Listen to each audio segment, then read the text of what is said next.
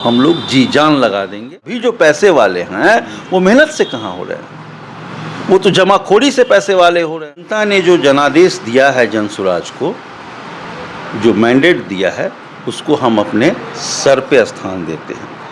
स्वयं ले चुके हैं लोगों का सारी आकांक्षा जिम्मेवारी। भावना बहुत जुड़ गया था उनसे, लोग भावनात्मक हो गए थे, लोग अपने देख रहे थे, उनमें बहुत आशान्वित हो गए थे। तो प्रशांत किशोर जी छोड़ दिए साथ, चुनाव नहीं लड़े, तो ये कैसे देख रहे हैं? देखिए, प्रशांत किशोर जी का फोकस जो है और उस समय में जो था वो जनसुराज पे था। प्रशांत किशोर जी खुद इसलिए चुनाव नहीं लड़े क्योंकि वो नहीं चाहते थे कि वो अपने चुनावी क्षेत्र में उलझ के रह जाएं। वो चाहते थे कि उनकी पार्टी आगे बढ़े, उनके जो साथी जो चुनाव लड़ रहे हैं वो जीत के आवें, वो जीत के सदन पहुँचें। उनका तो अपना निजी स्वार्थ कुछ नहीं है। अरे बेचारे ने अपना सब कुछ, रुपया, पैसा, शरीर, सब कुछ दांव पे लगा रखा है।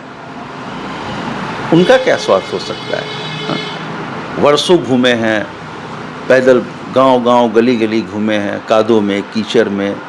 अपना पैसा, उनका अपना पैसा, बिल्कुल घूमे हैं, पदयात्रा नहीं, किए हैं, कुछ नहीं। टिकट जो वितरण में कुछ नहीं। कार्यकर्ताओं को फंडिंग दिया गया है बोले कोई चुनाव लड़ने के लिए। कोई कह नहीं सकता है कि 1 रुपया भी कार्यकर्ता का प्रशांत जी ने चुनाव में लगाया होगा। उन्होंने अपने पास से लोगों को पैसा दिया चुनाव लड़ने के लिए।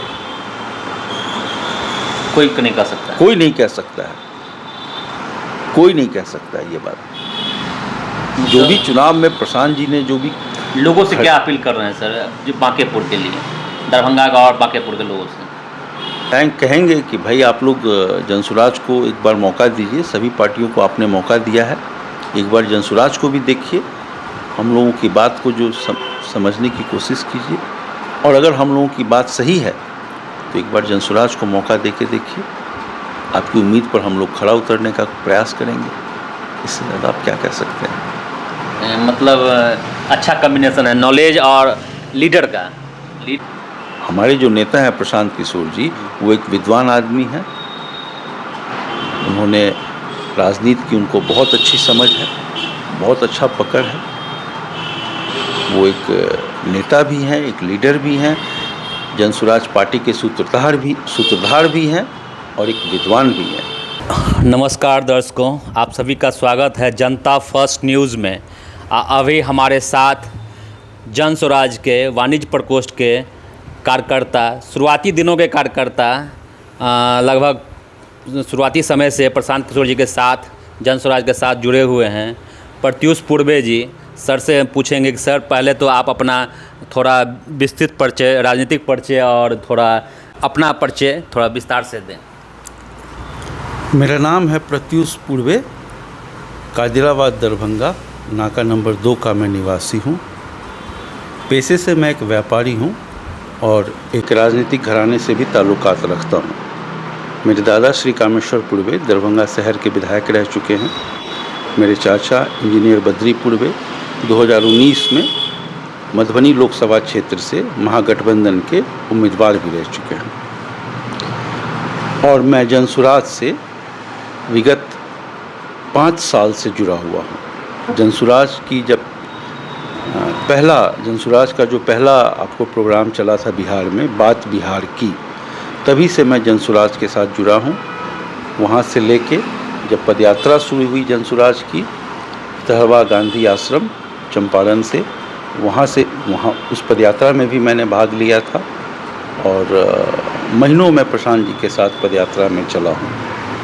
और वर्तमान में मैं जनसुराज का मिथिला क्षेत्रीय व्यावसायिक प्रकोष्ठ का संयोजक हूँ। सर आप अपना राजनीतिक परिचय, व्यक्तिगत परिचय और व्यावसायिक परिचय दिए। निश्चित ही आप जनसुराज, आपसे शुरुआती दिनों से कुछ ना कुछ आप देखे होंगे जनसुराज में। पहले ये कहना चाहते हैं सर, व्यावसायिक बैकग्राउंड से हैं, तो व्यावसायिक मीन्स कि ज़्यादातर जानते होंगे कि बिजनेस मतलब बीजेपी, लोग ऐसा परसेप्शन है, लोगों का ऐसा स्टेटमेंट है। तो बीजेपी बिजनेस से छोड़ के आप जनसुराज ईडी ये सब सीबीआई, इनकम टैक्स? सबसे पहली बात कि मैं जिस पृष्ठभूमि से बिलोंग करता हूँ, आता हूँ, वहाँ पे बीजेपी को आज तक एक वोट भी नहीं डाला गया। मेरे पूरे ख़ानदान में किसी ने भी आज तक बीजेपी को वोट नहीं दिया। हम लोग समाजवादी विचारधारा के लोग हैं, लोहिया कर्पूरी के सिद्धांतों को मानने वाले हैं, तो बीजेपी का तो होने का सवाल ही नहीं उठता है। अब रही दूसरी बात, ये बात आपका कहना बिल्कुल सही है कि बीजेपी को लोग बनियों की पार्टी कहा करते थे, लेकिन अब नहीं। अब बीजेपी बनियों की पार्टी नहीं है। उसका सबसे पहला कारण ये है कि एक वक्त था जब बनियों के हित में, व्यापारियों के हित में बीजेपी काम करती थी, लेकिन अब जो ये बीजेपी है ये कॉरपोरेट घरानाओं के हित में काम करती है, न कि साधारण व्यापारियों के हित में। और कॉरपोरेट घराना का एक सीधा सा उन लोगों का उद्देश्य है कि अगर आपके पास पर्याप्त पूंजी है तब तो आप धंधा कीजिए, नहीं तो आप धंधा करने की कोई आवश्यकता नहीं है आप लोगों को। इस पॉलिसी पे कॉरपोरेट घराना चल रहा है। आपके कहने का मतलब है कि कुछ लोगों के अंदर, कुछ लोग, पूरा बिजनेस जो है कुछ लोगों के हैंड में चले गया है। बिल्कुल, पूरे देश का व्यापार सिमट के मुट्ठी भर लोगों के हाथों में चला गया है। आज जो वर्तमान परिस्थिति के तहत अडानी के हाथ में चला गया है, अंबानी, तेल, साबुन, सर्फ, आटा, सब कुछ। अब तो मतलब कि जो क्षेत्रीय व्यापारी थे, जो किसी एक पर्टिकुलर राज्य में जिनका दबदबा था, वर्चस्व था, वो सब खत्म हो रहा है और बड़े बड़े कॉरपोरेट घरानाओं के हाथ में सारा बिजनेस सिमट के जा रहा है। सर, कोल्ड ड्रिंक भी कैंपा जो आई है रिलायंस की आ गई है, तो अब बचा रिलायंस कोल्ड ड्रिंक बेच रही है। रिलायंस कोल्ड ड्रिंक ही नहीं बेच रही है, रिलायंस अब आलू प्याज बेच रही है, सब्जी बेच रही है। कोल्ड ड्रिंक तो बहुत आप ऊपर की चीज़ आप बोल दिए। अब जो रिलायंस है वो आलू प्याज, पब्लिक कर रही है, डेवलप हो रहा है देश।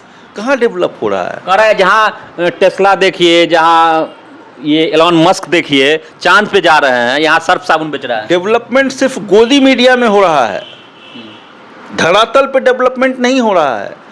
देश कब डेवलप करेगा, कब विकसित कहलाएगा? मुट्ठी भर लोगों के डेवलप कर जाने से देश विकसित नहीं कहलाएगा।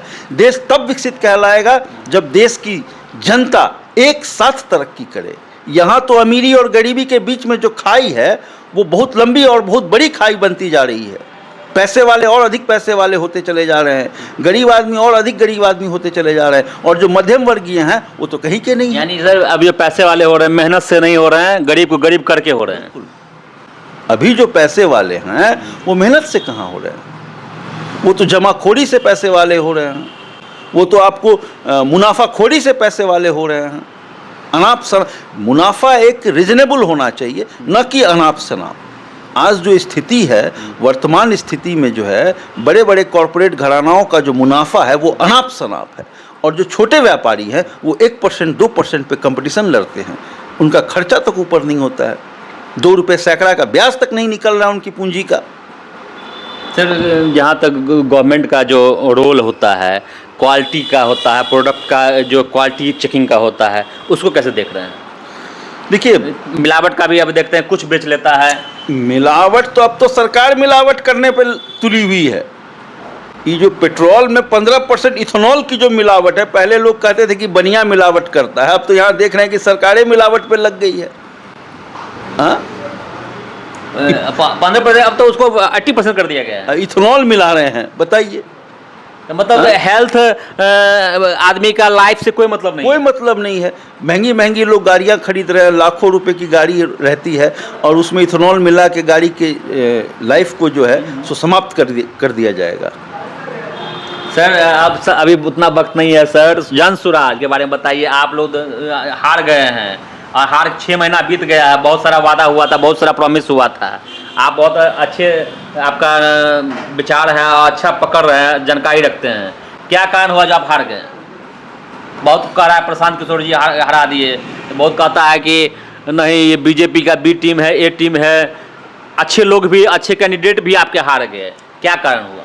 देखिए, तो जनता ने जो जनादेश दिया है जनसुराज को, जो मैंडेट दिया है, उसको हम अपने सर पे स्थान देते हैं। जनता ने कहा है कि अभी आप वर्तमान में सड़क पे रहिए, सड़क पे रह के एक विपक्ष की भूमिका अदा कीजिए। जनता ने तो हमें सदन में भी भेजने का काम नहीं किया है कि सदन में भी जाके हम वहाँ पे भी विपक्ष की भूमिका अदा करते हैं, लेकिन जनता ने ये ज़रूर कहा है कि आप सड़क पे रह के विपक्ष की भूमिका अदा कीजिए। तो जनता के जनादेश का सम्मान है, हम लोग सड़क पर ही उतर के एक सक्रिय एक विपक्ष की भूमिका निभाएंगे, का निर्वहन करेंगे। जनता का सड़क पर रहिएगा। प्रशांत किशोर जी कह दिए हैं कि एक भी उद्योग नहीं लगेगा 5 साल में। वो खुल के कह रहे हैं कुछ नहीं होने जा रहा है, अपराध बढ़ेगा। तो कहने का मतलब जनता को छोड़ दिए। प्रशांत किशोर जी ने जो कुछ भी कहा है वो बिल्कुल 100% सही बोला है। यहाँ सरकार के पास पैसा कहाँ है उद्योग लगाने के लिए और डेवलपमेंट और विकास का काम करने के लिए? ये तो खोखले वादे हैं। 2-2 लाख सर, जो थोड़ा बहुत पैसा था सरकार के पास, वो भी पैसा जो है 10-10 हज़ार रुपया बांट के सारा पैसा खत्म हो गया। 2 लाख रुपया का दूर की बात है। यहाँ तो कर्मचारियों को वेतन देने के लिए सरकार के पास पैसा नहीं है। 4-4 महीना का वेतन लोगों का पेंडिंग है, जो कि अभी तक नहीं मिला, या कुछ लोगों को मिल गया हो तो इसकी मुझे जानकारी नहीं है। लेकिन जहाँ तक जानकारी है कि 4-4 महीना का वेतन लोगों का पेंडिंग था, लोगों को नहीं मिला था। तो सरकार डेवलपमेंट का काम, अपराध बढ़ेगा बिल्कुल। जब लोगों के पेट पर आएगा, जब लोगों के पेट पर बात आ बनेगी तो लोग क्या करेंगे?